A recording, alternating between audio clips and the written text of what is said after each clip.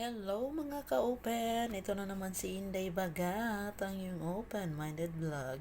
And for today's video ay sasagutin po natin ang tanong na kung saan, paano nga ba pag naiwan ang pilik mata, no? So alam niyo na yung pilik mata. Hindi ko na sasabihin kung anong pilik mata dahil baka ano tayo ni Lolo YouTube. So, tanong po ito galing kay Chayet, no? Ma'am Chayet ba siya or Mr. Chayet, di natin alam. So, i-address na lang natin siya.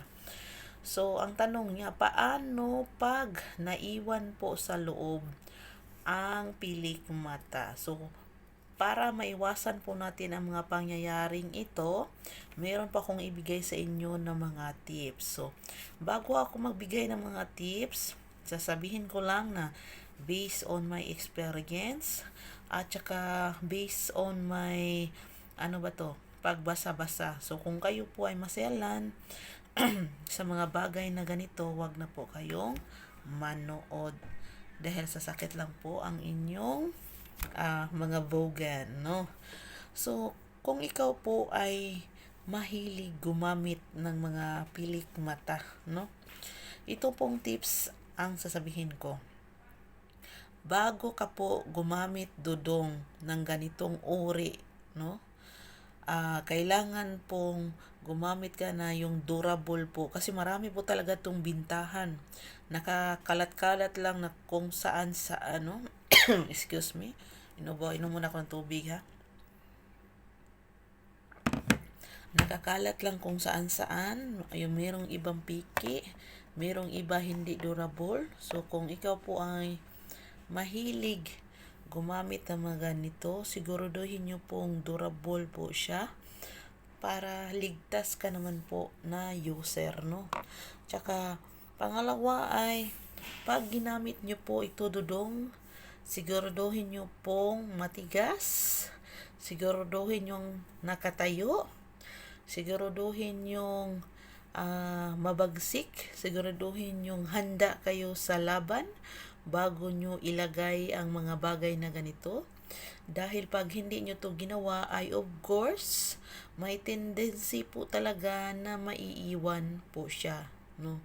So, pangatlo ay kung gumagamit ka ng mga ganitong bagay, ay kailangan pong nakagamit ka po ng tinatawag nating lubri. Yes, lubri. At of course, kailangan ding watery na si babae o basa na. Dahil mayroon naman tong nasasaktan din po ang mga babae pag ginamitan ninyo ng ganito na hindi pa siya handa, no? Wala pang tinatawag nating fluids, wala pang mga liquids, hindi pa nag-agas-agas, no? So nasasaktan din po ang babae. So kailangang handa na yung babae bago nyo gamitan ng mga ganitong technique, no? Dahil pag hindi mo gagamitan, of course, nasasaktan at ikaw din po ay nasasaktan. So, bakit ba gumagamit sila ng mga ganito? Para naman makakuha sila ng pangalawa at pangatlo para hindi sila mabilis labasan. Dahil meron po mga lalaki na kunting hipo lang agad ay nilalabasan, no? So, kadalasan gumagamit sila ng ganito para ma-prolong yung pagmamahalan, yung paggawa-gawa nilang pagmamahalan, no?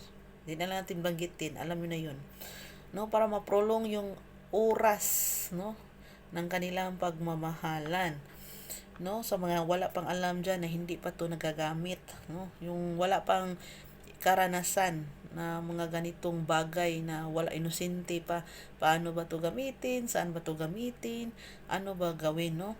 Yan po yung niya, yung parang technique niya ba, kung para saan siya, tapos ano ba yung benefits na makukuha mo doon. So marami siyang benefits in terms sa lalaki, in terms sa babae, marami siyang benefits. Sa babae, mas maano pa yung babae, no? Parang mas makilala pa niya yung sarili niya, yung ma-enhance niya yung gusto niya sa katawan niya, ma-feel niya kung gaano bang, basta to the highest level, no? Meron kasi mga babae na ganyan na.